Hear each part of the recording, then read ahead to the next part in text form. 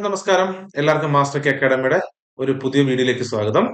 നമ്മൾ ഇന്നത്തെ ക്ലാസ് എന്ന് പറയുന്നത് നമ്മൾ ഇതിനു മുമ്പ് ചെയ്ത RRB എക്സാമിന് ചോദിക്കുന്ന വളരെ പ്രധാനപ്പെട്ട ചില ചോദ്യങ്ങളുടെ ഒരു സീരീസ് ആണ് നമ്മൾ ചെയ്തുകൊണ്ടിരിക്കുന്നത്.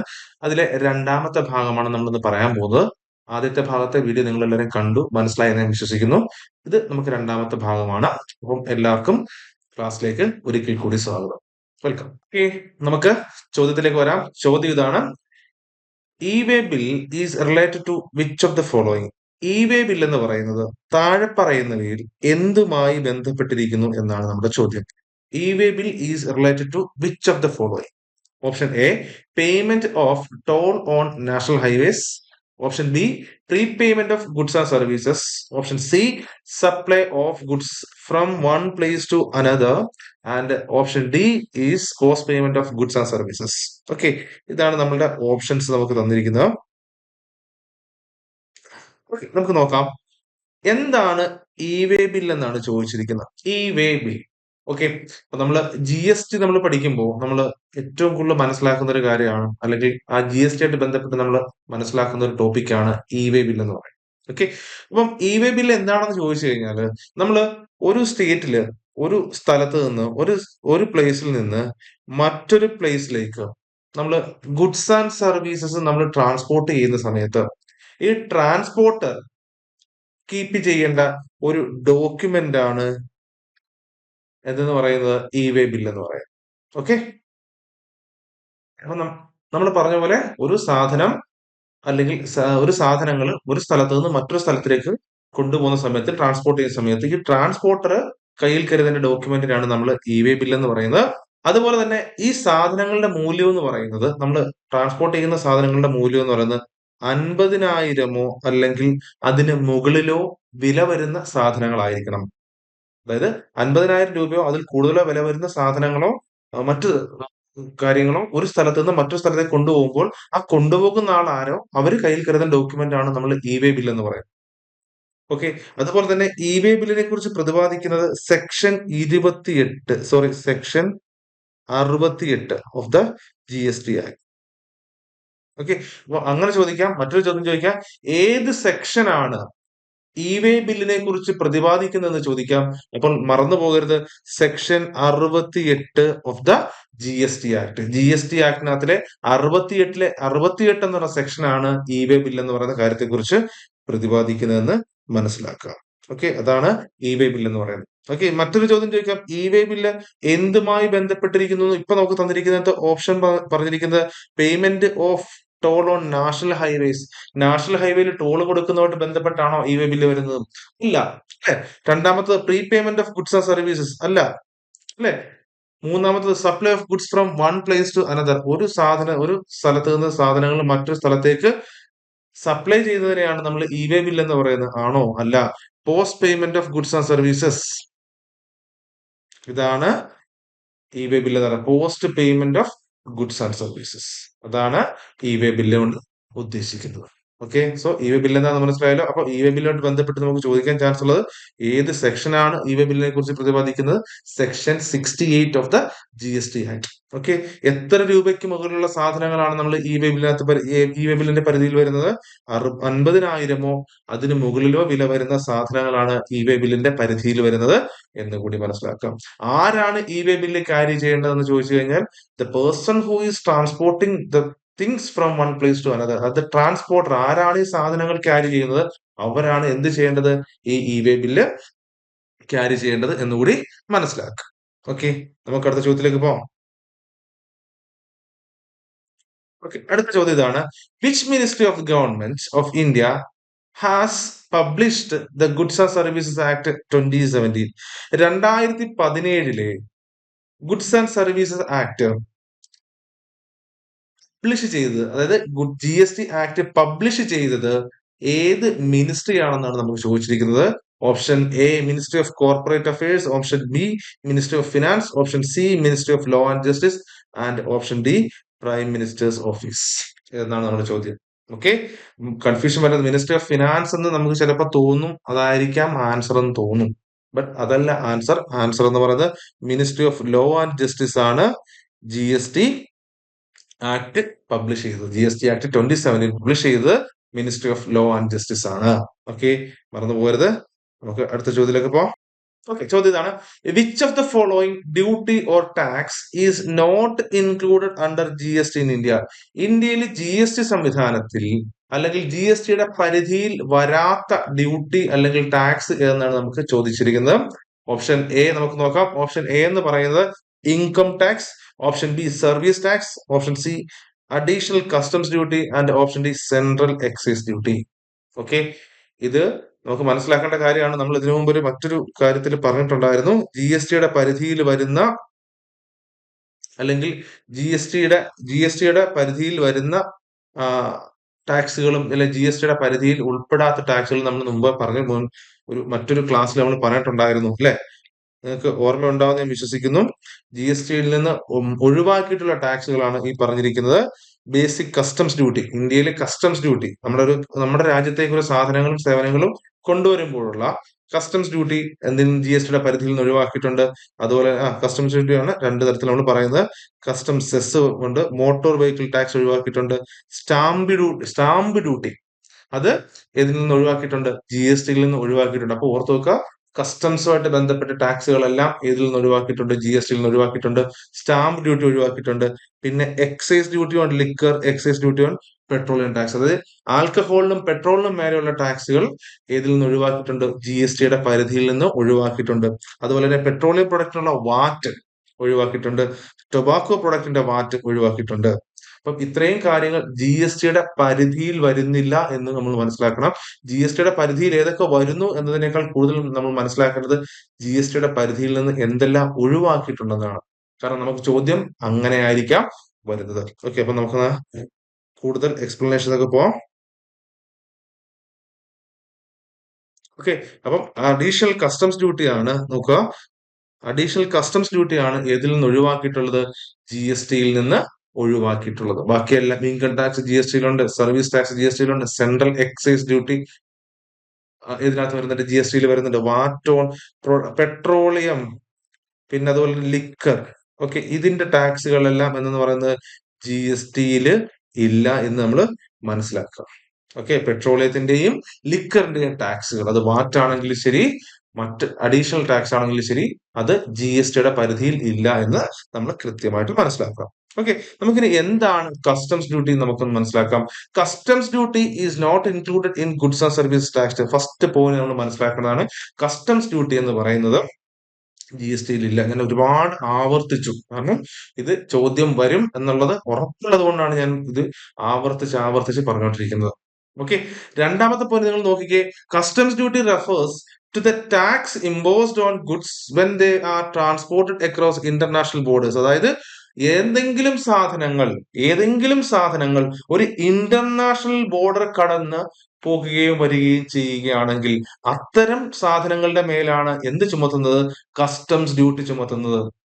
ഓക്കെ, നമുക്ക് അറിയായിരിക്കും അല്ലെ, നിങ്ങളിൽ പലർക്കും അറിയായിരിക്കും, പല അറിയാത്തവരുണ്ടാകാം. ഓക്കെ, അപ്പൊ കസ്റ്റംസ് ഡ്യൂട്ടി എന്ന് പറയുന്നത് ഇപ്പൊ നമ്മുടെ രാജ്യത്തേക്ക് ഒരു കുറെ സാധനങ്ങൾ ഇമ്പോർട്ട് ചെയ്യുന്നു, അപ്പൊ നമ്മൾ കസ്റ്റംസ് ഡ്യൂട്ടി അടക്കേണ്ടി വരും. നമ്മൾ എക്സ്പോർട്ട് ചെയ്യുന്നു, കസ്റ്റംസ് ഡ്യൂട്ടി ഉണ്ട്. സോ സാധനങ്ങളും സേവനങ്ങളും ഇന്റർനാഷണൽ ബോർഡർ കടക്കുമ്പോഴാണ് എന്ത് കൊടുക്കേണ്ടി വരുന്നത്? ഈ കസ്റ്റംസ് ഡ്യൂട്ടി കൊടുക്കേണ്ടി വരുന്നത്. And the government uses this duty to raise its revenue, safeguard domestic industries and regulate the movement of goods. Okay, എന്തിനാണ് കസ്റ്റംസ് ഡ്യൂട്ടി എന്ന് ചോദിച്ചു കഴിഞ്ഞാൽ സർക്കാരിനെ സംബന്ധിച്ച് ഈ കസ്റ്റംസ് ഡ്യൂട്ടി എന്ന് പറയുന്നത് വലിയൊരു വരുമാനമാണ്. ഓക്കെ, കസ്റ്റംസ് ഡ്യൂട്ടി കിട്ടുന്ന പണം എന്ന് പറയുന്നത് നമ്മുടെ രാജ്യത്തിനെ സംബന്ധിച്ച് വലിയൊരു റവന്യൂ ആണ്. അതുപോലെ ഈ റവന്യൂ ആണ് നമ്മുടെ ഡൊമസ്റ്റിക് ഇൻഡസ്ട്രീസ്, നമ്മുടെ ആഭ്യന്തര ഉൽപാദനങ്ങൾ വർദ്ധിപ്പിക്കുന്നതിനും അതുപോലെ തന്നെ നമ്മുടെ രാജ്യത്തിന്റെ മറ്റു ആവശ്യങ്ങൾക്കൊക്കെ വേണ്ടിയിട്ടും ഉപയോഗിക്കുന്ന പണം എന്ന് പറയുന്നത് കൂടുതലും ഈ കസ്റ്റംസ് ഡ്യൂട്ടി നമ്മൾ ഈടാക്കുന്ന പണമാണ്. സോ രാജ്യത്തെ സംബന്ധിച്ച് അത് വളരെ ഇമ്പോർട്ടന്റ് ആണ് കസ്റ്റംസ് ഡ്യൂട്ടി എന്ന് പറയുന്നത്. Okay, customs duty is a form of indirect tax which is imposed at the time of both import and export of goods and services. ഇതൊരു തരത്തിലൊരു ഇൻഡയറക്ട് ടാക്സ് ആണ്. ഓക്കെ, കസ്റ്റംസ് ഡ്യൂട്ടി എന്ന് പറയുന്നത് ഒരു indirect tax ആണ്. Okay, അപ്പം അതും ചോദിക്കാം. Okay, customs duty direct tax ആണോ ഇൻഡയറക്ട് ടാക്സ് ആണോ എന്നൊരു ചോദ്യം നമുക്ക് പ്രതീക്ഷിക്കാം.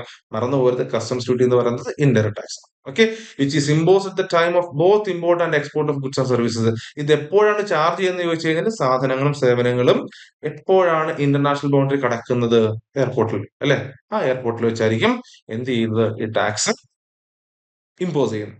Okay, the tax which is imposed on the import of goods and services is known as import duty, and for export of goods and services known as export duty.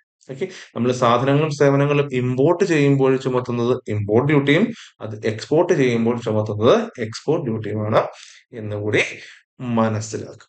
Okay, നമുക്ക് അടുത്ത പോയിന്റിലേക്ക് പോവാം.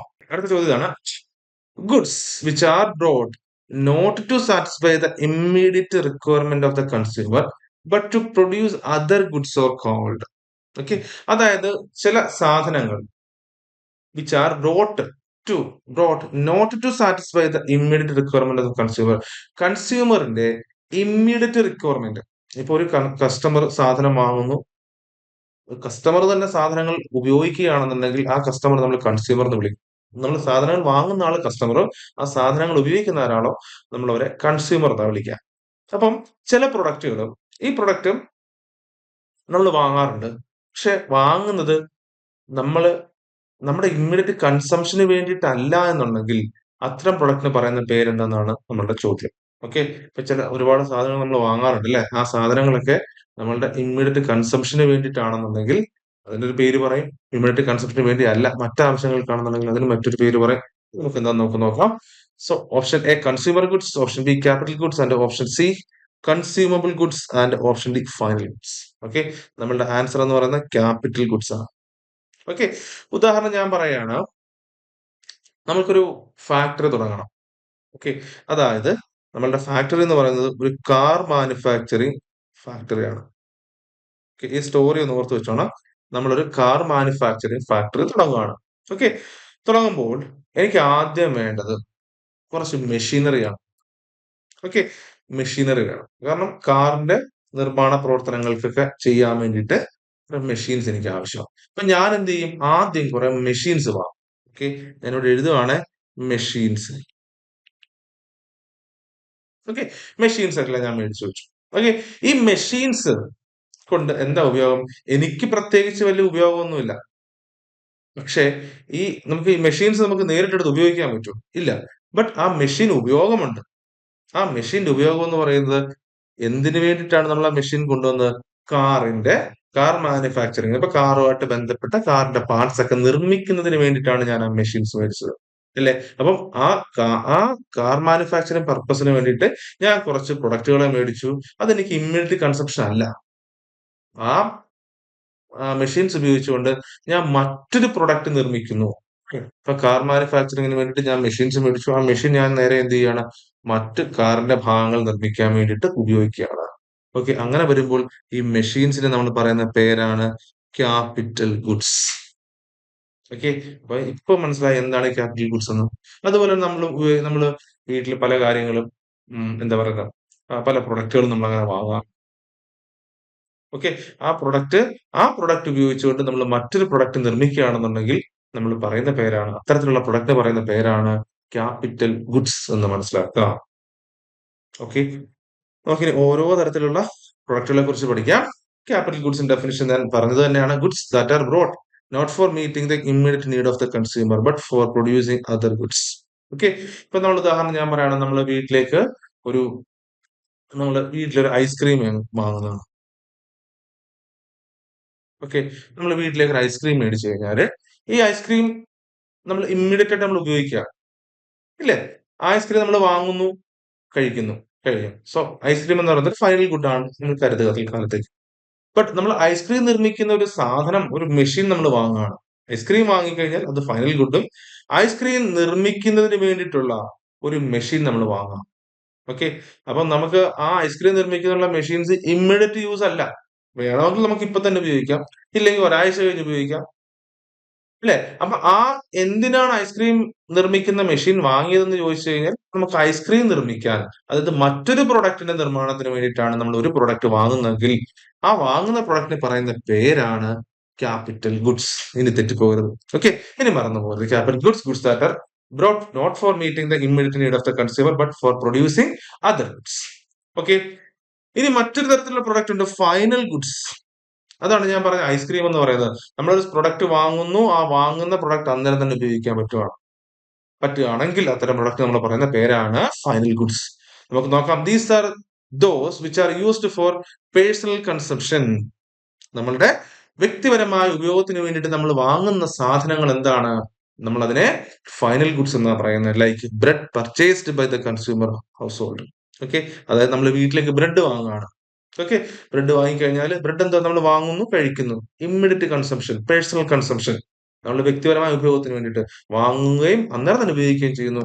അത്തരം പ്രൊഡക്റ്റ് ആണ് final goods, അല്ലെങ്കിൽ അത്തരം ഗുഡ്സിനെ നമ്മൾ final goods എന്ന് പറയുന്നത്. ഓക്കെ,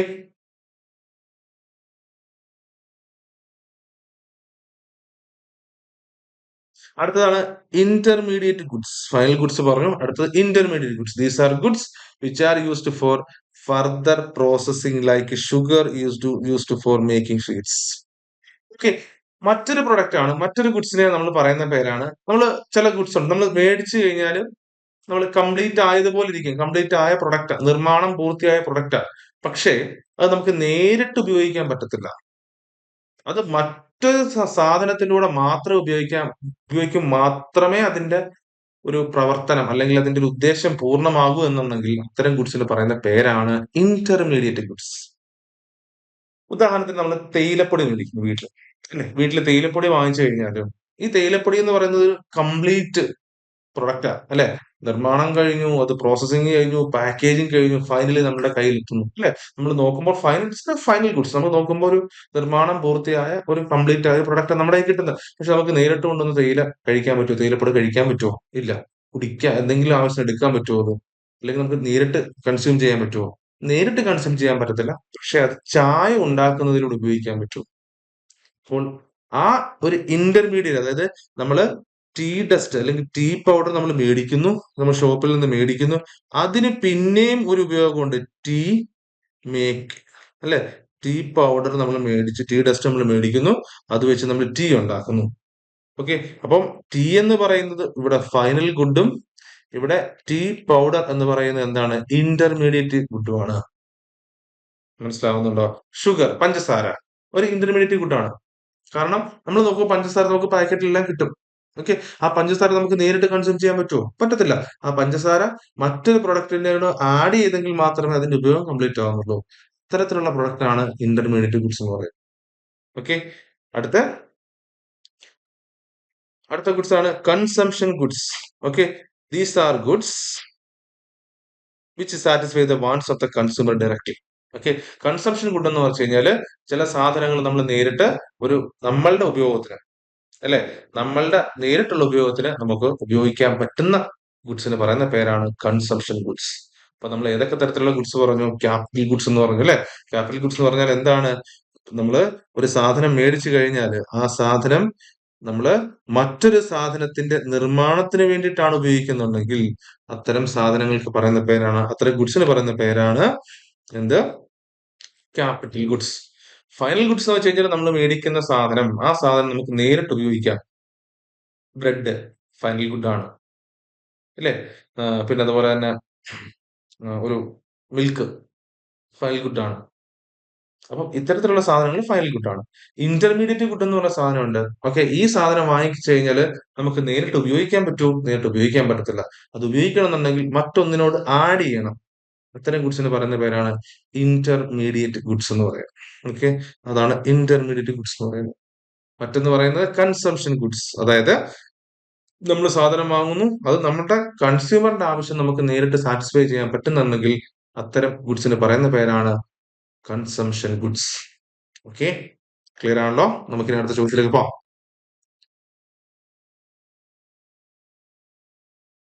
ചോദ്യം നോക്കാം.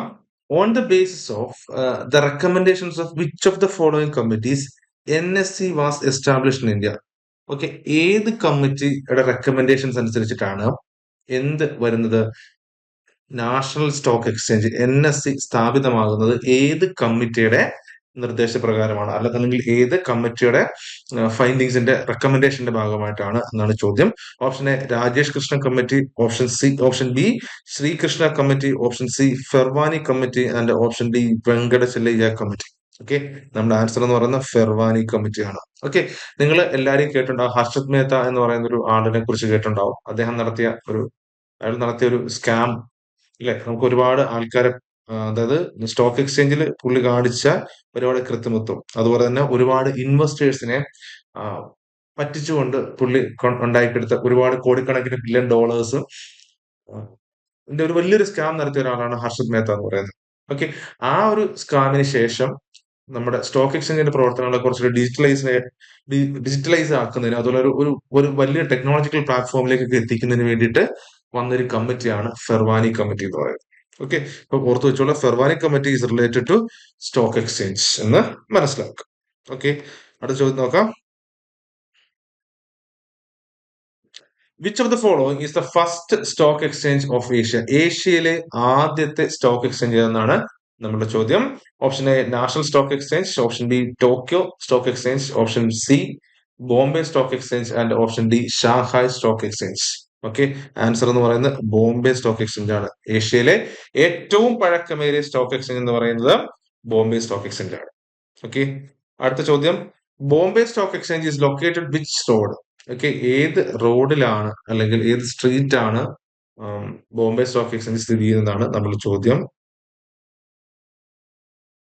ഓക്കെ, ആൻസർ ഓപ്ഷൻസ് നോക്കാം. Pedder road, Cadell road, Elphinstone road and Dalal Street. Okay, Bombay stock exchange സ്ഥിതി ചെയ്യുന്നത് എവിടെയാണ്? ദലാൽ സ്ട്രീറ്റിലാണ് എന്ന് മനസ്സിലാക്കുക. ഓക്കെ, ഇതൊരു മുൻചോദ്യമായിരുന്നു. അപ്പം ഇതുപോലൊക്കെയുള്ള വൺ വേഡ് ചോദ്യങ്ങൾ നമ്മൾ സിമ്പിൾ ആണെന്ന് വിചാരിക്കും, ചോദിക്കാൻ ചാൻസ് ഇല്ല എന്നൊക്കെ നമ്മൾ വിചാരിക്കും. ബട്ട് റെയിൽവേ എക്സാമുകൾക്ക് വളരെ പ്രധാനപ്പെട്ട ചില ചോദ്യങ്ങളാണ് ഇതൊക്കെ എന്ന് പറയുന്നത്. ഓക്കെ, അപ്പൊ നമുക്കടുത്ത ഒരു എക്സ്പ്ലനേഷനിലേക്ക് പോവാം. ദലാൽ സ്ട്രീറ്റ്, നമ്മൾ പറഞ്ഞല്ലോ ബോംബെ സ്റ്റോക്ക് എക്സ്ചേഞ്ച് സ്ഥിതി ചെയ്യുന്നതാണ് ദലാൽ സ്ട്രീറ്റ് നമ്മൾ പറഞ്ഞു. അപ്പൊ നമുക്ക് ദലാൽ സ്ട്രീറ്റ് എന്ന് നോക്കാം. Dalal Street is A street in the Dawn town in Mumbai, India, that houses Bombay stock exchange. അതായത് ദലാൽ സ്ട്രീറ്റ് എന്ന് പറയുന്നത് എവിടെയാണ് സ്ഥിതി ചെയ്യുന്നത്? മഹാരാഷ്ട്രയിലെ മുംബൈയിലാണ് സ്ഥിതി ചെയ്യുന്നത്. ആ ദലാൽ സ്ട്രീറ്റിലാണ് എന്ത് സ്ഥിതി ചെയ്യുന്നത്? നമ്മളുടെ ബോംബെ സ്റ്റോക്ക് എക്സ്ചേഞ്ച് സ്ഥിതി ചെയ്യുന്നത്. ഓക്കെ, അതുപോലെ തന്നെ ബോംബെ സ്റ്റോക്ക് എക്സ്ചേഞ്ച് മാത്രമല്ല, അതർ റെപ്യൂട്ടബിൾ ഫിനാൻഷ്യൽ ഇൻസ്റ്റിറ്റ്യൂഷൻസ്, മറ്റ് ധനകാര്യ സ്ഥാപനങ്ങളും ഒക്കെ സ്ഥിതി ചെയ്യുന്ന സ്ഥലമാണ് ദലാൽ സ്ട്രീറ്റ്. അത് എവിടെയാണെന്ന് ചോദിച്ചു കഴിഞ്ഞാൽ അത് മുംബൈയിലാണ്. It received the name Dalal Street after the Bombay Stock Exchange moved in there in 1874 and became the first stock exchange recognized by the Indian government. Okay, മനസ്സിലാക്കുക. ആ ഒരു പേര്, ആ സ്ട്രീറ്റിന് ദലാൽ സ്ട്രീറ്റ് എന്ന് പറയുന്ന പേര് ലഭിക്കുന്നത് തന്നെ 1874 ബോംബെ സ്റ്റോക്ക് എക്സ്ചേഞ്ച് അവിടെ സ്ഥാപിതമായതിനു ശേഷമാണ് ആ സ്ട്രീറ്റിന് ദലാൽ സ്ട്രീറ്റ് എന്ന് പറയുന്ന പേര് ലഭിക്കുന്നത്. അതുപോലെ തന്നെ ഇന്ത്യയിലെ ആദ്യത്തെ സ്റ്റോക്ക് എക്സ്ചേഞ്ച് മാത്രമല്ല, ഏഷ്യയിലെ ആദ്യത്തെ സ്റ്റോക്ക് എക്സ്ചേഞ്ച് എന്ന് പറയുന്നതും ഏതാണ്? ബോംബെ സ്റ്റോക്ക് എക്സ്ചേഞ്ച് ആണ്. മനസ്സിലാക്കുക. Okay, the literal translation of Dalal in Marathi is A broker or intermediary. Okay, ഈ ദലാൽ എന്ന് പറയുന്ന വാക്ക് ഒരു മറാഠി വേർഡ് ആണ്. അതിന്റെ മീനിങ് എന്ന് പറയുന്നത് എന്താണ്? ബ്രോക്കർ. ഓക്കെ, ഇടനിലക്കാരൻ എന്നൊക്കെ പറയത്തില്ലേ, ദല്ലാണ്. അതുപോലെ തന്നെ ഇന്റർമീഡിയറി, ഇടനിലക്കാരൻ എന്നൊക്കെ പറയുന്ന മീനിങ് ഉള്ള ദലാൽ എന്ന് പറയുന്ന വാക്കാണ്. അതിൽ നിന്നാണ് ദലാൽ സ്ട്രീറ്റ് ഫോം ചെയ്യുന്നത്. Today Dalal Street is a metonym for the entire Indian financial sector, much like Wall Street in the United States.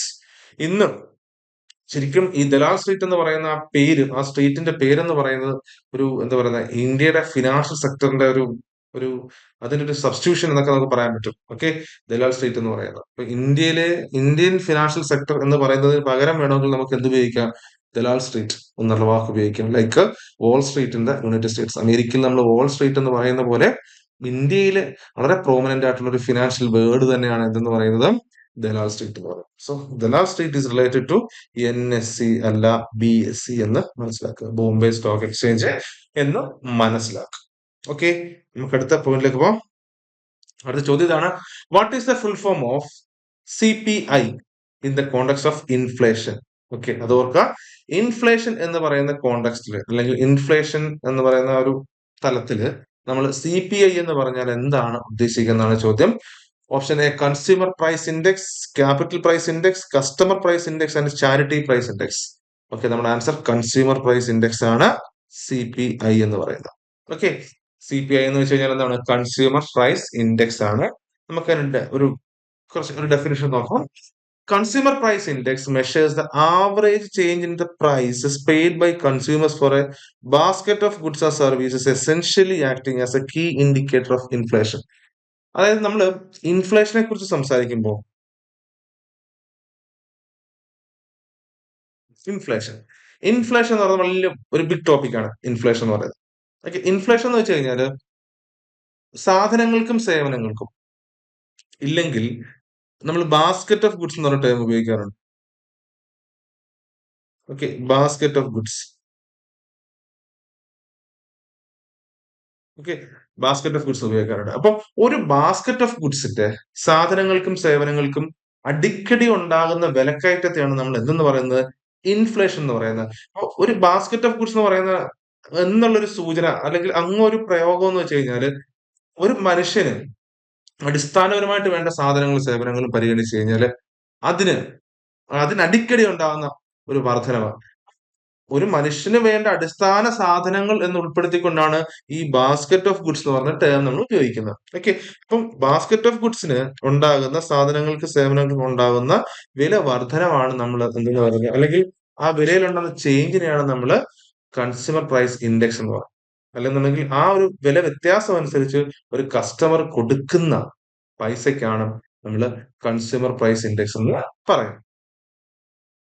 Okay, അപ്പം CPI അല്ലെങ്കിൽ കൺസ്യൂമർ പ്രൈസ് ഇൻഡെക്സ് എന്ന് വെച്ച് കഴിഞ്ഞാല് average change in the prices paid by customer. അതായത് customer കൊടുക്കുന്ന വിലയിൽ ഉണ്ടാകുന്ന, ഒരു കസ്റ്റമർ ഒരു ബാസ്ക്കറ്റ് ഓഫ് ഗുഡ്സ്, ഇപ്പൊ ഞാൻ പറയുകയാണെന്നുണ്ടെങ്കിൽ നമ്മൾ ഇന്ന് ഒരു ഒരു കൂട്ടം സാധനങ്ങൾ, നമ്മൾ ഒരു കിറ്റ് പച്ചക്കറി മേടിക്കാൻ നമ്മൾ 100 രൂപ കൊടുക്കുന്നു. ഓക്കെ, ഓക്കെ, നമ്മൾ നാളെ മേടിക്കുമ്പോൾ 150 രൂപ ആവുന്നുണ്ടെങ്കിൽ ആ ആവറേജ് ചേഞ്ച് എന്ന് വെച്ചാൽ 50 രൂപയുടെ വർധനവ് ഉണ്ടായിരിക്കുന്നത്, അല്ലേ? ആ ആ വില വർധനവിനെ നമ്മള്, അല്ലെങ്കിൽ എത്ര രൂപ പെയ്ഡ്, ഇപ്പൊ എത്ര രൂപ നമ്മൾ ഒരു എക്സ്ട്രാ ആയിട്ട് പേ ചെയ്യേണ്ടി വന്നു, വർധനവ് എത്രത്തോളം നമ്മൾ പേ ചെയ്യേണ്ടി വന്നു, അതിനെയാണ് നമ്മൾ എന്താ പറയുന്നത്? കൺസ്യൂമർ പ്രൈസ് ഇൻഡെക്സ് എന്ന് പറയുന്നത്. So consumer price index measures the average change in prices paid by consumers for a basket of goods and services, essentially acting as a key indicator of inflation.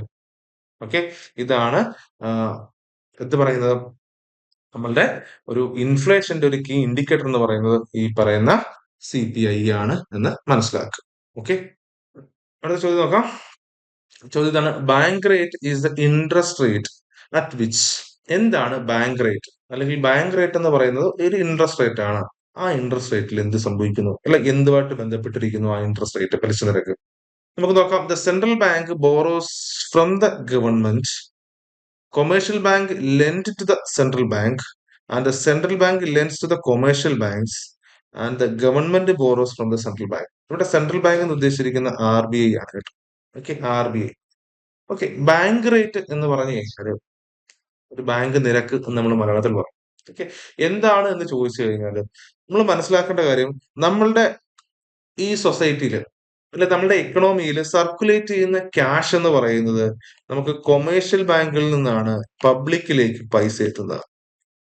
Okay, പബ്ലിക്കിലേക്ക്, അതായത് ATM ഒക്കെ through ATM ആണെങ്കിൽ ശരി, ഇപ്പൊ ഒരു പബ്ലിക്കിന് പൈസ വേണമെന്നുണ്ടെങ്കിൽ അവർ നേരിട്ട് കോൺടാക്ട് ചെയ്യുന്നത് ആരെയാണ്? കൊമേഴ്ഷ്യൽ ബാങ്കുകളാണ്. അപ്പൊ നിങ്ങൾക്ക് പൈസ വേണം, അപ്പൊ നിങ്ങൾ എന്ത് ചെയ്യും? നേരെ ATM പോയി പൈസ എടുക്കും. ഇല്ല എന്നുണ്ടെങ്കിൽ നിങ്ങൾ ഏതെങ്കിലും SBI അല്ലെന്നുണ്ടെങ്കിൽ കാനറ ബാങ്ക് പോലെ നാഷണലൈസ്ഡ് ബാങ്കുകളിൽ പോയിട്ടോ പ്രൈവറ്റ് ബാങ്കുകളിൽ പോയിട്ടോ നിങ്ങൾ വൗച്ചർ എഴുതി കൊടുത്ത് പൈസ വാങ്ങും. ഓക്കെ, അത് നിങ്ങൾക്ക് പൈസ കിട്ടുന്ന കൊമേഴ്ഷ്യൽ ബാങ്കുകളിൽ നിന്നാണ്. അതുപോലെ മനസ്സിലാക്കേണ്ട ഒരു കൊമേഴ്ഷ്യൽ ബാങ്കുകൾ, ഓക്കെ, കൊമേഴ്ഷ്യൽ ബാങ്കുകൾക്ക് ആവശ്യമായ പൈസ പൊതുജനങ്ങളിൽ നിന്ന് കിട്ടുന്നുണ്ട്. അതുപോലെ തന്നെ ചില സിറ്റുവേഷൻസിൽ കൊമേഴ്ഷ്യൽ ബാങ്കുകൾ സെൻട്രൽ ബാങ്കിൽ നിന്ന്, RBIയിൽ നിന്ന് പണം എന്ത് ചെയ്യുന്നു? കടം വാങ്ങാറുണ്ട്. ഓക്കെ, കടം വാങ്ങാറുണ്ട്. കൊമേഴ്ഷ്യൽ ബാങ്കുകൾക്ക് പണത്തിന്റെ ആവശ്യം വരുമ്പോൾ കൊമേഴ്ഷ്യൽ ബാങ്കുകൾ റിസർവ് ബാങ്ക് ഓഫ് ഇന്ത്യയിൽ നിന്ന് പണം വാങ്ങാറുണ്ട്. ഓക്കെ, പണം വാങ്ങുന്ന സമയത്ത് എന്ത് ചെയ്യും? നമ്മൾ സ്വാഭാവികമായിട്ടും ഒരാളിൽ നിന്ന്, ഒരു ബാങ്കിൽ നമ്മൾ പണം വാങ്ങുമ്പോൾ, ലോൺ ആയിട്ട് പൈസ എടുക്കുമ്പോൾ സ്വാഭാവികമായിട്ടും നമ്മൾ എന്ത് ചെയ്യണം? സെക്യൂരിറ്റി കൊടുക്കേണ്ടതായിട്ട്. ഓക്കെ, സെക്യൂരിറ്റി കൊടുക്കാത്ത സാഹചര്യത്തിൽ, അപ്പോൾ സെക്യൂരിറ്റി കൊടുക്കാത്ത സാഹചര്യത്തിൽ റിസർവ് ബാങ്ക് ഈടാക്കുന്ന പലിശയ്ക്ക് പറയുന്ന പേരാണ് ബാങ്ക് റേറ്റ് എന്ന് പറയുന്നത്. ഓക്കെ, സെക്യൂരിറ്റി കൊടുത്തിട്ടാണ് commercial bank reserve bank of ഇന്ത്യയിൽ നിന്ന് പണം കടം വാങ്ങുന്നതെങ്കിൽ അതിന് ഈടാക്കുന്ന പലിശയ്ക്ക് എന്ന് പറയുന്ന പേരാണ് റീപ്പോ റേറ്റ് എന്ന് പറയും. ഓക്കെ, അപ്പം രണ്ട് തരത്തിലുള്ള പലിശ നിരക്കുണ്ട്. ഒന്ന് ബാങ്ക് റേറ്റ് ഉണ്ട്, മറ്റൊന്ന് റീപ്പോ റേറ്റ് ഉണ്ട്. ഓക്കെ, ഈ റീപ്പോ റേറ്റ് ആണെങ്കിലും ബാങ്ക് റേറ്റ് ആണെങ്കിലും രണ്ടും എന്തുമായി ബന്ധപ്പെട്ടിരിക്കുന്നു? കൊമേഴ്ഷ്യൽ ബാങ്ക് റിസർവ് ബാങ്കിൽ നിന്ന് പണം ലോണായി എടുക്കുന്നതുമായിട്ട് ബന്ധപ്പെട്ടിട്ടുള്ളതാണ് ബാങ്ക് റേറ്റും റീപ്പോ റേറ്റും. ഇപ്പോൾ കൊമേഴ്ഷ്യൽ ബാങ്ക്, ഉദാഹരണത്തിന് SBI റിസർവ് ബാങ്ക് ഓഫ് ഇന്ത്യയിൽ നിന്ന് 1 കോടി രൂപ കടം വാങ്ങുന്നു. അപ്പം റിസർവ് ബാങ്ക് ഓഫ് ഇന്ത്യ ചോദിക്കും സെക്യൂരിറ്റി ഉണ്ടോ? അപ്പൊ SBI പറയാൻ ഞങ്ങൾക്ക് സെക്യൂരിറ്റി ഇല്ല. ഓക്കെ, അപ്പോൾ സെക്യൂരിറ്റി ഇല്ല എന്നുണ്ടെങ്കിൽ നിങ്ങൾ വാങ്ങുന്ന പലിശ അല്ലെങ്കിൽ നിങ്ങൾക്ക് മേൽ ഈടാക്കുന്ന പലിശയ്ക്ക് പറയുന്ന പേരാണ് ബാങ്ക് റേറ്റ്. വീണ്ടും RBI ചോദിക്കും സെക്യൂരിറ്റി ഉണ്ടോ നിങ്ങൾക്ക് തരാൻ? അപ്പം SBI പറയും ഓക്കെ, ഞങ്ങൾ സെക്യൂരിറ്റി തരാം, ഞങ്ങൾ എടുക്കുന്ന പൈസയ്ക്ക് ഞങ്ങൾ സെക്യൂരിറ്റി തരാം. ഓക്കെ, അന്നേരം കൊടുക്കുന്ന പലിശയ്ക്ക് പറയുന്ന പലിശ നിരക്കിന് പറയുന്ന പേരാണ് റീപ്പോ റേറ്റ്. അതാണ് ബാങ്ക് റേറ്റും റീപ്പോ റേറ്റും എന്ന് പറയുന്നത്. ഓക്കെ, അപ്പോൾ ക്ലിയർ ആണെന്ന് വിശ്വസിക്കുന്നു. അപ്പൊ ഇനി നമുക്ക് ആൻസറിലേക്ക് പോകാം. The central bank borrows from the government and commercial bank lends to the central bank. Central bank lends to the commercial bank and government borrows from the central bank. Answer ഏതാണ്? The central bank lends to the commercial bank. Okay, അതായത് central bank commercial ബാങ്കുകൾക്ക് പണം കടം കൊടുക്കുമ്പോൾ ഈടാക്കുന്ന പലിശയാണ് bank rate എന്ന് പറയുന്നത്. Okay, okay, നമുക്ക് അടുത്ത ചോദ്യം നോക്കാം. In which year was the export import that is Exim bank of India established? എന്നാണ്, ഏത് വർഷമാണ് എക്സിം ബാങ്ക്? എക്സിം ബാങ്ക് എന്ന് പറയുന്ന ഒരു സ്പെഷ്യലൈസ്ഡ് ബാങ്ക് ആണ്.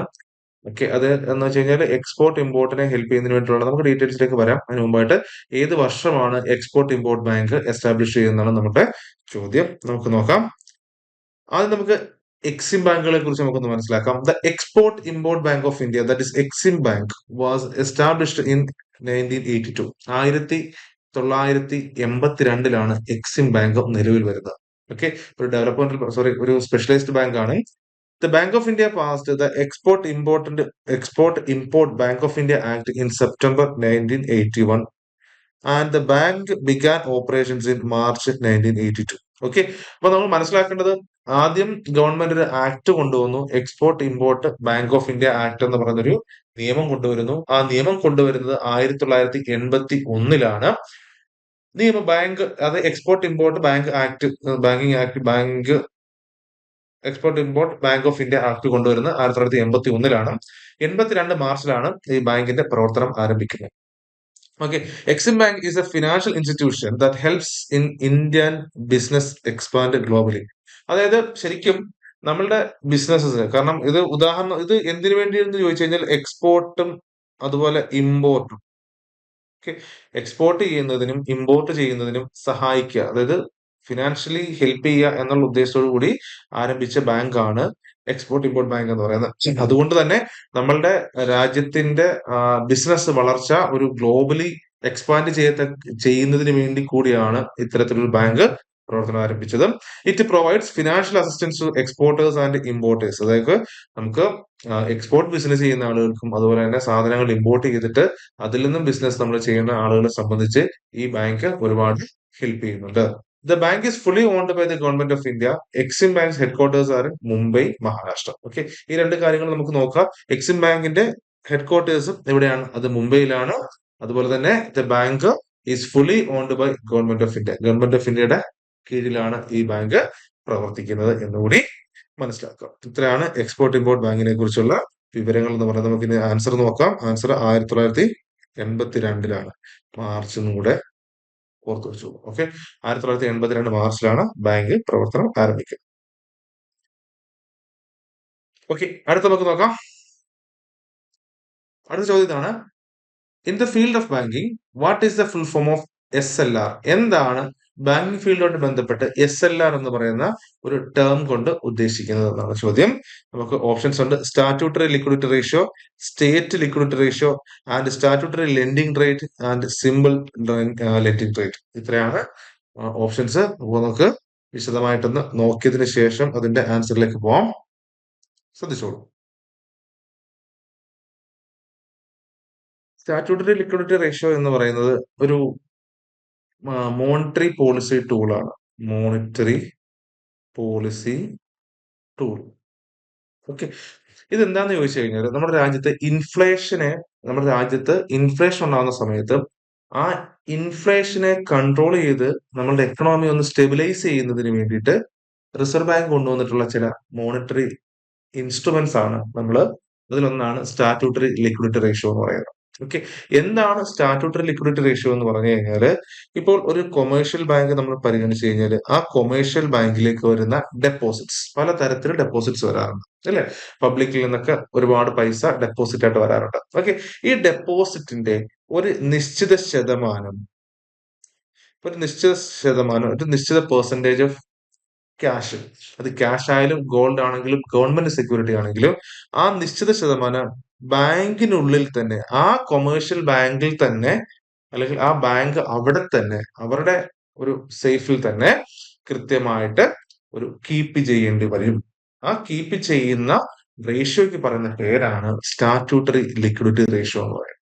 ഓക്കെ, ഇപ്പൊ സ്റ്റാറ്റ്യൂട്ടറി ലിക്വിഡിറ്റി റേഷ്യോ എന്ന് പറഞ്ഞു കഴിഞ്ഞാല് ഒരു ഒരു പെർസെന്റേജ് ഓഫ് ഡെപ്പോസിറ്റ്സ്, അതെന്ന് ബാങ്കിന്റെ മൊത്തം ഡെപ്പോസിറ്റിന്റെ ഒരു നിശ്ചിത ശതമാനം ആ ബാങ്ക് തന്നെ ക്യാഷ് ആയിട്ടോ ഗോൾഡ് ആയിട്ടോ ഗവൺമെന്റ് സെക്യൂരിറ്റി ആയിട്ടോ കീപ്പ് ചെയ്യേണ്ടതും അതിനെയാണ് നമ്മൾ എന്തെന്ന് പറയുന്നത് സ്റ്റാറ്റ്യൂട്ടറി ലിക്വിഡിറ്റി റേഷ്യോ SLR എന്ന് പറയുന്നത്. ഓക്കെ, ഇതാണ് SLR. സോ ഇതാണ് ബാങ്കിങ് ടേംസിലെ SLR എന്ന് പറയുന്നത്. ഓക്കെ, അടുത്ത ചോദ്യം നോക്കാം. Who among the following was the first Indian governor of the reserve bank of India? Okay, താഴെ പറയുന്നവരിൽ ആരാണ് ആദ്യത്തെ ഇന്ത്യക്കാരനായ റിസർവ് ബാങ്ക് ഓഫ് ഗവർണർ എന്നാണ് നമ്മുടെ ചോദ്യം. Raghuram Rajan, CD Deshmukh, Manmohan Singh, IG Patel. ആരാണ് CD ദേശ്മുഖ്? സിമ്പിൾ ചോദ്യമാണ് അല്ലെ. നമുക്ക് നോക്കാം. The first Indian governor of the reserve bank of India is appointed by the British in 1943 was CD Deshmukh. Okay, ആദ്യത്തെ ഇന്ത്യക്കാരനായിട്ടുള്ള റിസർവ് ബാങ്ക് ഓഫ് ഇന്ത്യയുടെ ഗവർണർ എന്ന് പറയുന്നത് ആരാണ്? CD ദേശ്മുഖ് ആണ്. The executive board of RBI consist of, നമ്മൾ മുമ്പ് പറഞ്ഞ പോലെ തന്നെ CD ദേശ്മുഖ് ആണ് ഇന്ത്യക്കാരനായ ആദ്യത്തെ റിസർവ് ബാങ്കിന്റെ ഗവർണർ എന്ന് പറയുന്നത്.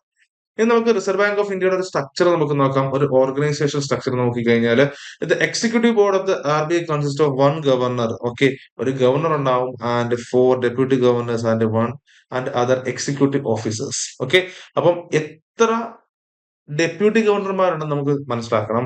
എത്ര ഡെപ്യൂട്ടി ഗവർണർമാരുണ്ട്? 4 ഡെപ്യൂട്ടി ഗവർണർമാരുണ്ട്, ഒരു ഗവർണറുണ്ട്. Okay, Shaktikanta Das is the 25th and current governor of RBI. ഇപ്പോഴത്തേതും അതുപോലെ 25ാമത്തേതുമായിട്ടുള്ള റിസർവ് ബാങ്ക് ഓഫ് ഇന്ത്യയുടെ ഗവർണർ എന്ന് പറയുന്നത് ശക്തികാന്ത ദാസ് ആണ്. ഇനി നമുക്ക് RBIയുടെ എന്നാണ് രൂപീകരിക്കപ്പെട്ടത് നോക്കാം. RBI was establish in April 1935 with a share capital of 5 crore on the basis of the recommendation of the Hilton young commission. Okay, അപ്പം 4 കാര്യങ്ങൾ ഇതിനകത്ത് പറഞ്ഞിട്ടുണ്ട്. ഒന്ന് പറയുന്നത് എന്നാണ് reserve bank of India form ചെയ്യുന്നത്? അത് 1935 ഏപ്രിലാണ്. ഓക്കെ, എത്രയായിരുന്നു അതിന്റെ ക്യാപിറ്റൽ, ഷെയർ ക്യാപിറ്റൽ അല്ലെങ്കിൽ സ്ഥാപിത മൂല്യം എത്രയായിരുന്നു എന്ന് വെച്ച് കഴിഞ്ഞാൽ 5 കോടി രൂപയായിരുന്നു. പിന്നെ അതുപോലെ തന്നെ ഏത് കമ്മിറ്റിയുടെ റെക്കമെൻഡേഷൻ പ്രകാരമാണ് റിസർവ് ബാങ്ക് ഓഫ് ഇന്ത്യ നിലവിൽ വരുന്നത് ചോദിച്ചു കഴിഞ്ഞാൽ ഹിൽട്ടൺ യങ് കമ്മീഷന്റെ നിർദ്ദേശപ്രകാരമാണ് അല്ലെങ്കിൽ റെക്കമെൻഡേഷൻ പ്രകാരമാണ് റിസർവ് ബാങ്ക് ഓഫ് ഇന്ത്യ നിലവിൽ വരുന്നത് എന്ന് മനസ്സിലാക്കാം. The central office of the RBI was initially establish in Calcutta but was permanently move to Mumbai in 1937. Okay, ആദ്യമായിട്ട് റിസർവ് ബാങ്ക് ഓഫ് ഇന്ത്യ നിലവിൽ വരുന്ന സമയത്ത് അതിന്റെ ആസ്ഥാനം എന്ന് പറയുന്നത് കൽക്കട്ട ആയിരുന്നു. പിന്നീട് 35 കൽക്കട്ട ആയിരുന്നു. ചോദിക്കാൻ ചാൻസ് ചിലപ്പോൾ 1935 എവിടെയായിരുന്നു റിസർവ് ബാങ്ക് ഓഫ് ഇന്ത്യയുടെ ആസ്ഥാനം എന്ന് ചോദിച്ചു കഴിഞ്ഞാൽ എവിടെയാണ്? കൽക്കട്ടയിലാണ്. ഓക്കെ, 1937 ആ കൽക്കട്ട ഓഫീസിൽ നിന്ന് നേരെ എങ്ങോട്ടേക്ക് മാറ്റി? മുംബൈ ഓഫീസിലേക്ക് മാറ്റി. ഓക്കെ, ഇപ്പോൾ എവിടെയാണ്? മുംബൈയിലാണ് സ്ഥിതി ചെയ്യുന്നത്. It is fully owned by the government of India. പൂർണ്ണമായിട്ടും ഗവൺമെന്റ് ഓഫ് ഇന്ത്യയുടെ അണ്ടറിലാണ് ഏത് പ്രവർത്തിക്കുന്നത്? റിസർവ് ബാങ്ക് ഓഫ് ഇന്ത്യ പ്രവർത്തിക്കുന്നതെന്ന് മനസ്സിലാക്കുക. ഓക്കെ, അടുത്ത ചോദ്യം നോക്കാം. Who among the following former prime ministers name can be seen on the Indian currency note? താഴെ തന്നിരിക്കുന്ന കുറച്ച് പ്രധാനമന്ത്രിമാരുടെ പേരുകൾ തന്നിട്ടുണ്ട്. ഇതിൽ ആരുടെ പേര് നമുക്ക് ഇന്ത്യൻ കറൻസി നോട്ടിൽ കാണാൻ സാധിക്കും എന്ന് നമുക്ക് നോക്കാം. അടൽ ബിഹാരി വാജ്പേയി, ഇന്ദിരാഗാന്ധി, ഡോക്ടർ മൻമോഹൻ സിംഗ്, നരസിംഹറാവു. ഓക്കെ, ആരാണ്? നമ്മളുടെ ഡോക്ടർ മൻമോഹൻ സിംഗ്. ഓക്കെ, അദ്ദേഹം നമ്മുടെ പ്രധാനമന്ത്രിയായിരുന്നു, 2 തവണ ഇന്ത്യയുടെ പ്രധാനമന്ത്രിയായിരുന്നു. അതുപോലെ തന്നെ അദ്ദേഹം റിസർവ് ബാങ്ക് ഓഫ് ഇന്ത്യയുടെ ഗവർണർ കൂടിയായിരുന്നു. ഇദ്ദേഹത്തിന്റെ പേര് അല്ലെങ്കിൽ അദ്ദേഹത്തിന്റെ സൈൻ എന്ന് പറയുന്നത് നമുക്ക് ഇവിടെ കാണാൻ പറ്റും, നമ്മുടെ കറൻസി നോട്ടുകൾ നമുക്ക് കാണാൻ പറ്റും. Okay, Atal Bihari Vajpayee പ്രധാനമന്ത്രിയായിരുന്നു, but he was not the reserve bank governor. Indira Gandhi also. നമുക്ക് ചോദ്യത്തിലേക്ക് പോവാം.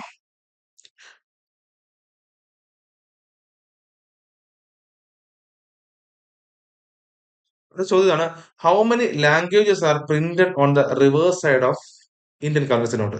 ഇന്ത്യൻ കറൻസി നോട്ടിന്റെ എതിർവശത്ത് എത്ര ലാംഗ്വേജുകൾ പ്രിന്റ് ചെയ്തിട്ടുണ്ടെന്നാണ് നമ്മുടെ ചോദ്യം. എത്ര ഭാഷകൾ നമുക്ക് കൊടുത്തിട്ടുണ്ട് എന്നാണ് ചോദ്യം. ഓക്കെ, നമുക്ക് എക്സ്പ്ലനേഷൻ നോക്കാം. The contemporary currency note have 15 languages on the panel which appears on the reverse of the not.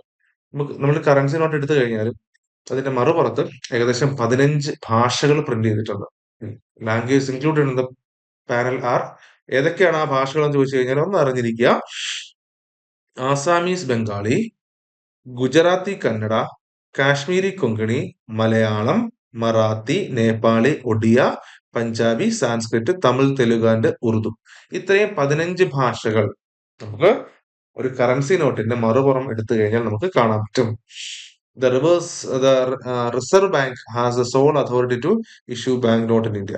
Okay, ഇന്ത്യയിൽ ബാങ്ക് നോട്ടുകൾ അല്ലെങ്കിൽ നമ്മുടെ കറൻസി ഇഷ്യൂ ചെയ്യാനുള്ള പരമാധികാരം ആർക്കാണ്? റിസർവ് ബാങ്ക് ഓഫ് ഇന്ത്യക്കാണ്. The Reserve Bank, like other central bank the world over, changes the design of the banknote from time to time.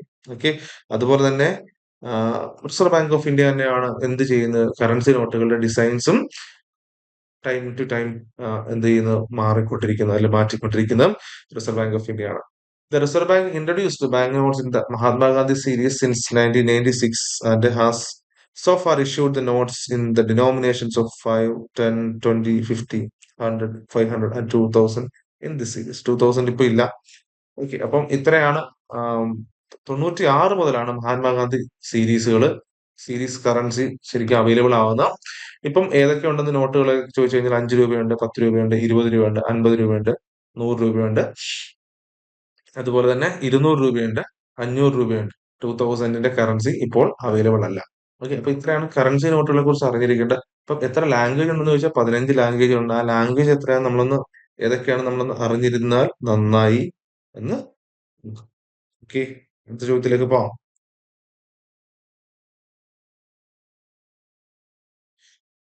What is the full form of E D D in the banking sector? Banking സെക്ടറിൽ എന്താണ് E D D എന്ന് പറഞ്ഞാൽ എന്താണ് സൂചിപ്പിക്കുന്നത്? Okay, option A extended due diligence, enhanced deposit diligence and extended deposit diligence and enhanced due diligence. Okay, നമുക്ക് പറയുന്നത് എന്താണ്? Enhanced due ഡിലിജൻസിനെയാണ് നമ്മൾ ഇ ഡി ഡി എന്ന് ബാങ്കിൽ പറയുന്നത്. ഓക്കെ, ബാങ്കിന്റെ ഒരു പ്രോസസ്സാണ് അല്ലെങ്കിൽ ബാങ്ക് ചെയ്യുന്ന ഒരു പ്രവൃത്തി അല്ലെങ്കിൽ ഒരു പ്രോസസ്സാണ്, പ്രൊസീജിയറാണ് ഇ ഡി ഡി എന്ന് പറയുന്നത്. ഓക്കെ, അപ്പൊ എന്താണ് നമുക്ക് ഇ ഡി ഡി നമുക്ക് നോക്കാം.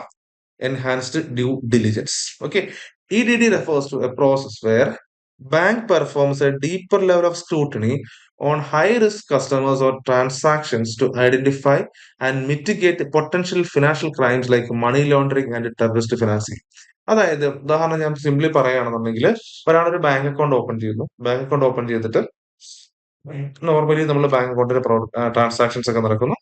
ഒരു ഒരു അടുപ്പിച്ച് കുറച്ച് ദിവസങ്ങളിൽ അദ്ദേഹത്തിന്റെ അക്കൗണ്ടിലേക്ക് ഒരു ഹ്യൂജ് എമൗണ്ട്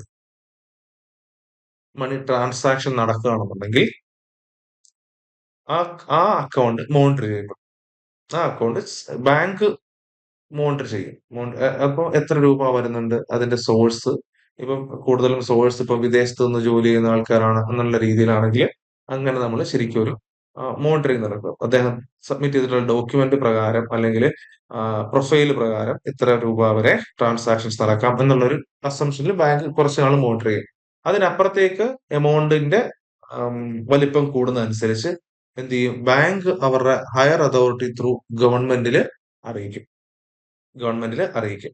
സോ ഗവൺമെന്റിന്റെ നിർദ്ദേശപ്രകാരം കോടതി ഉത്തരവനുസരിച്ച് കോർട്ട് ഓർഡറിലൂടെ എന്ത് ചെയ്യും? ഈ അക്കൗണ്ട് ഫ്രീസ് ചെയ്യിപ്പിച്ചതിന് ശേഷം ഇതിനെക്കുറിച്ചൊരു പഠനം, ഇതിനെക്കുറിച്ച് സ്ക്രൂട്ടണി നടത്തുന്നതിനാണ് നമ്മൾ ഇ ഡി ഡി എന്ന് പറയുന്നത്. എൻഹാൻസ്ഡ് ഡ്യൂ ഡിലിജൻസ് എന്ന് പറയുന്നത്.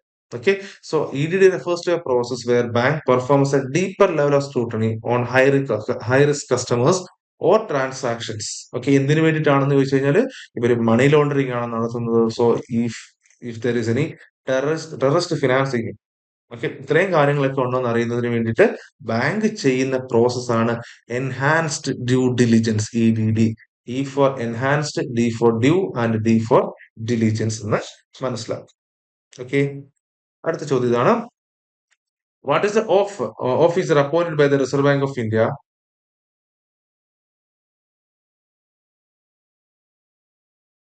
what is the officer appointed by the Reserve Bank of India to resolve customer complaints related to deficiencies in banking services?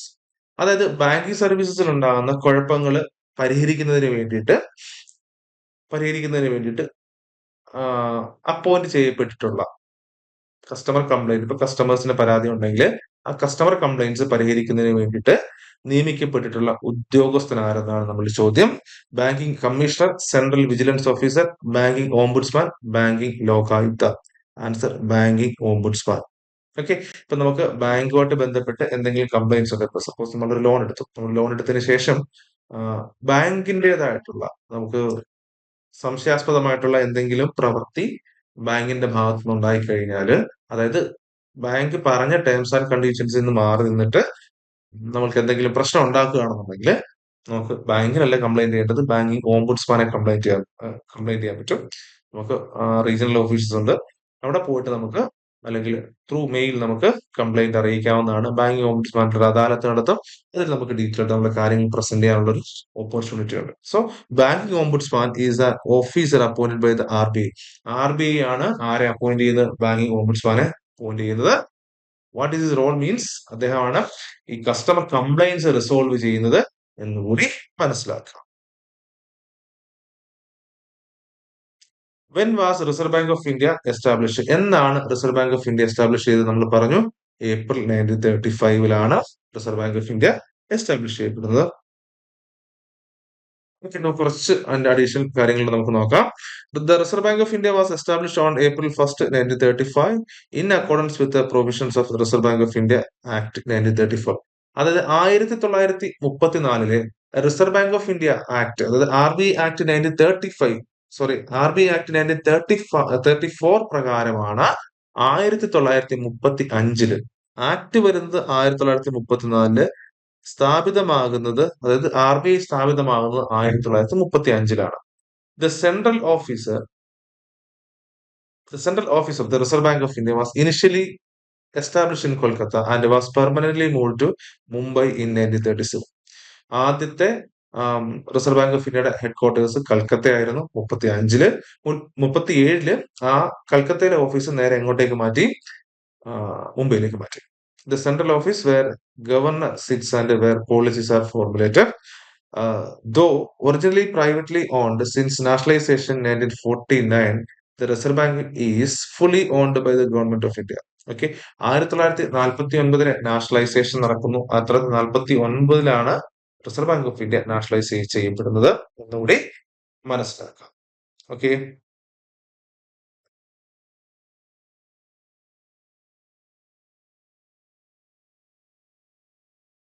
Okay, അടുത്ത Vijaya bank and Dena bank. അടുത്ത ചോദ്യം ഇതാണ്.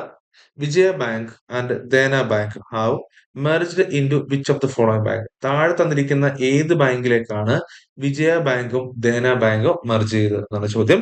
Canara bank, Punjab national bank, state bank of India, bank of Baroda. Answer എന്ന് പറയുന്നത് bank of Baroda. Bank of ബറോഡയിലേക്കാണ് വിജയ ബാങ്കും ദേന ബാങ്കും merge ചെയ്തത്.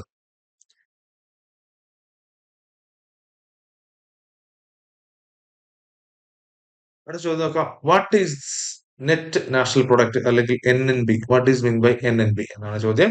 NNB equal to GDP minus income from abroad. NNB is equal to GNP plus depreciation and NNB equal to GNP minus depreciation and NNB equal to GDP plus income from abroad. Okay, NNB എന്ന് പറയുന്നത് net national product ആണ്. നമ്മൾ വിശദമായിട്ട് ഈ ഒരു national ഇൻകവുമായിട്ട് ബന്ധപ്പെട്ട ഒരു class നമ്മൾ വിശദമായിട്ട് പഠിച്ചിട്ടുണ്ട്.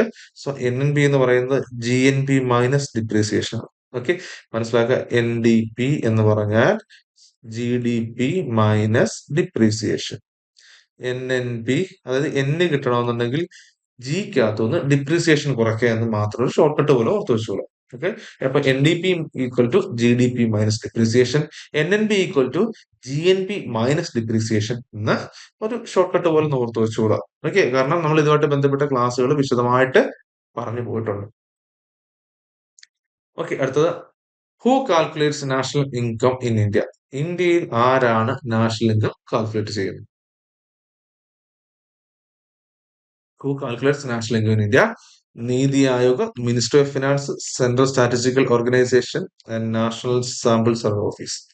സെൻട്രൽ സ്റ്റാറ്റിസ്റ്റിക്കൽ ഓർഗനൈസേഷൻ ആണ് ഇന്ത്യയിൽ നാഷണൽ ഇൻകം കാൽക്കുലേറ്റ് ചെയ്യുന്നത്.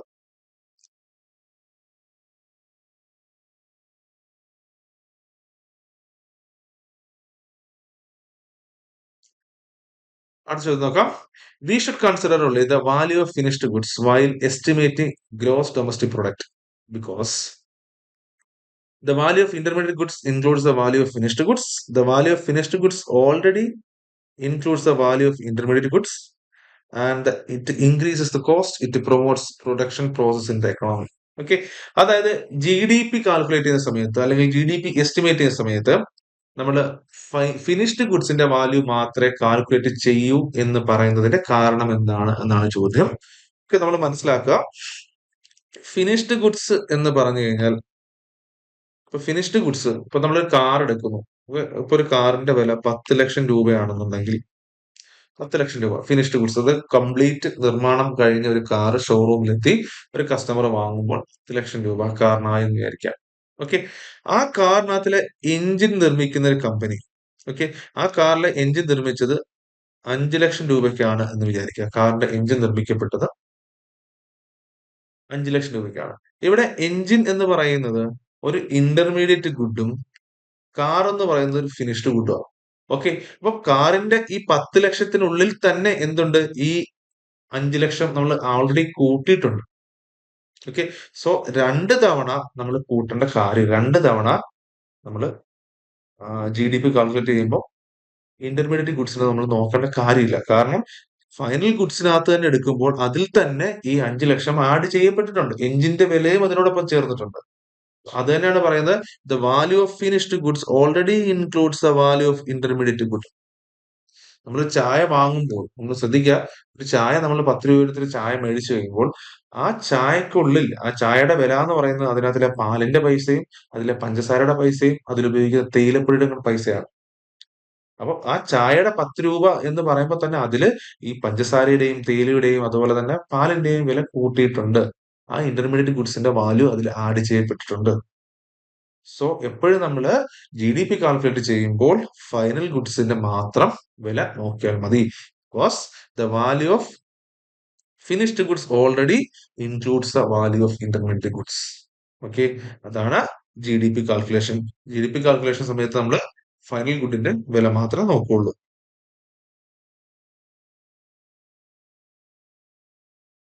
When calculating GDP, only the value of finished goods is considered because the price of a finished product already incorporate the value of all the intermediate goods used in the production. So counting them separately would lead to the double counting.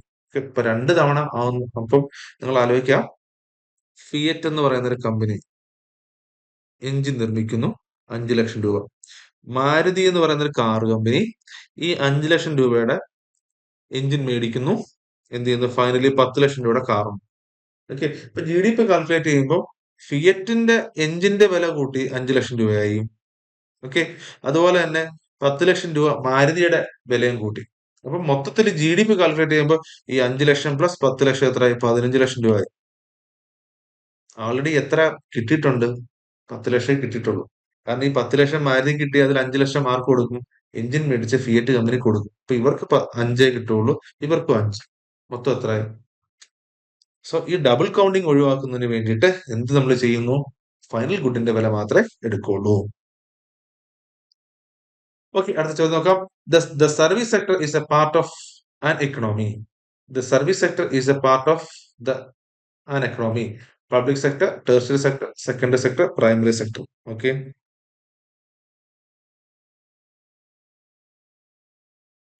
Okay, service sector എന്ന് പറയുന്നത് എന്താണ്? Tertiary sector ആണ്, അത് നമ്മൾ പഠിച്ചതാണ്. Tertiary സെക്ടറിന്റെ മറ്റൊരു പേരാണ് service sector എന്ന് പറയുന്നത്.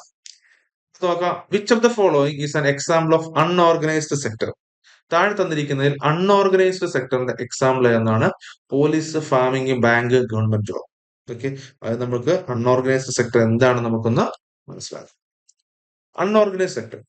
It is defined as a sector that is not incorporated with the government and hence is not subject to any government restrictions. അതായത് അൺഓർഗനൈസ്ഡ് സെക്ടർ എന്ന് പറഞ്ഞു കഴിഞ്ഞാൽ ഗവൺമെന്റുമായിട്ട് യാതൊരു ബന്ധവുമില്ലാത്ത, അല്ലെങ്കിൽ ഗവൺമെന്റുമായിട്ട് ഇൻകോർപ്പറേറ്റ് ചെയ്യാത്ത സെക്ടറുകളെയാണ് നമ്മൾ അൺഓർഗനൈസ്ഡ് സെക്ടർ എന്ന് പറയുന്നത്. ഓക്കെ, അതായത് ഗവൺമെന്റുമായിട്ടോ അല്ലെങ്കിൽ ഗവൺമെന്റ് റൂൾസുമായിട്ടോ കണക്ട് ചെയ്യപ്പെട്ടിട്ടില്ല ഇതിന്റെ ഓപ്പറേഷൻസ്. അത്തരത്തിലുള്ള സെക്ടേഴ്സിനാണ് നമ്മൾ അൺഓർഗനൈസ്ഡ് സെക്ടർ എന്ന് പറയുന്നത്. ഓക്കെ, അതുകൊണ്ട് തന്നെ ഇവർക്ക് ഗവൺമെന്റിന്റെ റെസ്ട്രിക്ഷൻസ് ഒന്നും ബാധകമല്ലതാണ്. ഓക്കെ, ഇപ്പൊ നമ്മള് ശ്രദ്ധിച്ചു നോക്കുക, ഇപ്പൊ തട്ടുകടകൾ, നമ്മുടെ നാട്ടിൽ പ്രവർത്തിക്കുന്ന തട്ടുകടകൾ എടുത്തു കഴിഞ്ഞാൽ നമ്മൾ പോയിട്ട് ചായ കുടിക്കുന്നു, അല്ലെങ്കിൽ എന്തെങ്കിലും ചായയോ എന്തെങ്കിലും സ്നാക്സ് എന്തെങ്കിലും കഴിക്കുന്നു, അവിടെ കമ്പ്യൂട്ടർ ബില്ലിംഗ് ഇല്ല.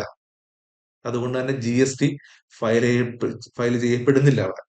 കാരണം അവിടുത്തെ ടേൺ ഓവറും അല്ലെങ്കിൽ അവിടുത്തെ പ്രോഫിറ്റ് എന്നൊക്കെ പറഞ്ഞാൽ വളരെ കുറവാണ്. പക്ഷെ അത് ഒരു ഒരു മിനിമം സെക്ടർ ഓഫ് ആൾക്കാർ അവിടെ ജീവിക്കുന്നു. അവിടെ ഗവൺമെന്റിന്റെ റെസ്ട്രിക്ഷൻസ് വരുന്നില്ല, ഗവൺമെന്റുമായിട്ട് യാതൊരു ഇൻകോർപ്പറേഷനും വരുന്നില്ല. അത്തരത്തിലുള്ള സെക്ടേഴ്സ് ആണ് അൺഓർഗനൈസ്ഡ് സെക്ടേഴ്സ് എന്ന് പറയുന്നത്. And the employees in the sector are not on the government records as employees and hence they are not covered by any sort of social security. അവരാ ജോലി ചെയ്യുന്നതിന്റെ പേരിൽ, കാരണം അവരിപ്പോ തട്ടുകട നടത്തുന്ന ഒരാള് ചായ ഒഴിക്കാൻ നിൽക്കുന്നു, ചായ ഉണ്ടാക്കാൻ നിൽക്കുന്ന തട്ടുകട ഒരു ജീവനക്കാരൻ, അയാളെ സംബന്ധിച്ച് പുള്ളി ഗവൺമെന്റ് റെക്കോർഡ്സിനകത്ത് പുള്ളിയുടെ പേരൊന്നും ഇല്ല, പിന്നെ ജോലി ചെയ്യുന്നൊന്നുമില്ല, എന്തോ ജോലി ചെയ്യുന്ന ഒരാളെന്ന് മാത്രമേ ഉള്ളൂ. സോ അവരെ സംബന്ധിച്ച് ആ ജോലി സംബന്ധമായിട്ട് കിട്ടുന്ന ഒരു സെക്യൂരിറ്റി, ഒരു സോഷ്യൽ സെക്യൂരിറ്റി ലഭിക്കുന്നില്ല. Because they are under unorganised sector. Organised sector എന്ന് പറയുമ്പോൾ it is one that registered with relevant authority or government and adheres to rules and regulations. Organise sector എന്ന് പറയുമ്പോൾ കൃത്യമായ നിയമത്തോടു കൂടി ഗവൺമെന്റിനായിട്ട് അഫിലിയേറ്റ്, അല്ലെങ്കിൽ ഗവൺമെന്റിന്റെ കൺട്രോളിൽ പ്രവർത്തിക്കപ്പെടുന്ന സ്ഥലങ്ങളാണ് അല്ലെങ്കിൽ സ്ഥാപനങ്ങളാണ് ഓർഗനൈസ്ഡ് സെക്ടർ എന്ന് പറയുന്നത്. The employees have some protection against being arbitrarily fired, have fixed working hours, provisions for overtime work, as well as sanitary work conditions. അതുപോലെ തന്നെ ഇവരെല്ലാം ഗവൺമെന്റിന്റെ റൂൾ പ്രകാരം പ്രവർത്തിക്കും. ഇപ്പൊ പ്രൈവറ്റ് കമ്പനി ആണെങ്കിലും private companies are under companies act 1956. ഒരു ഒരു സ്വകാര്യ കമ്പനി പ്രവർത്തിക്കണമെന്നുണ്ടെങ്കിൽ ആ കമ്പനീസ് ആക്ട് പ്രകാരം രജിസ്റ്റർ ചെയ്യപ്പെട്ടതായിരിക്കണം. അപ്പം അവിടെ പ്രവർത്തിക്കുന്ന എംപ്ലോയീസും രജിസ്റ്റേർഡ് എംപ്ലോയീസ് ആണ്. ഓക്കെ, അപ്പം അവർക്ക് വേണ്ട അലവൻസ് ആണെങ്കിലും മിനിമം സാലറി ആണെങ്കിലും റെമ്യൂണറേഷനും എല്ലാം ഫിക്സഡ് ആയിരിക്കും.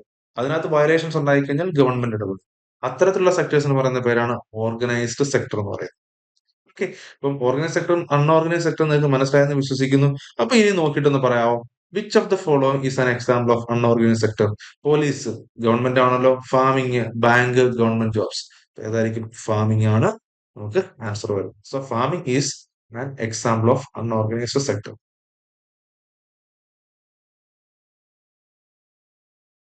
അടുത്ത ലാസ്റ്റ് ചോദ്യം നോക്കുക, 50ാമത്തെ ചോദ്യം.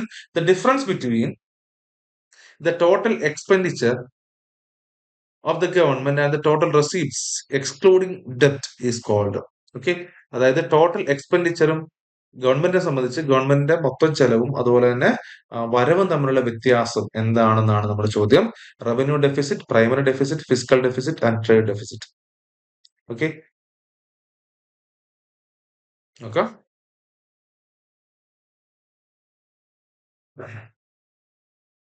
നമ്മൾ ഇതിന് പറയുന്ന പേരാണ് ഫിസിക്കൽ ഡെഫിസിറ്റ് എന്നാണ്. ഓക്കെ, ഫിസിക്കൽ ഡെഫിസിറ്റ് എന്ന്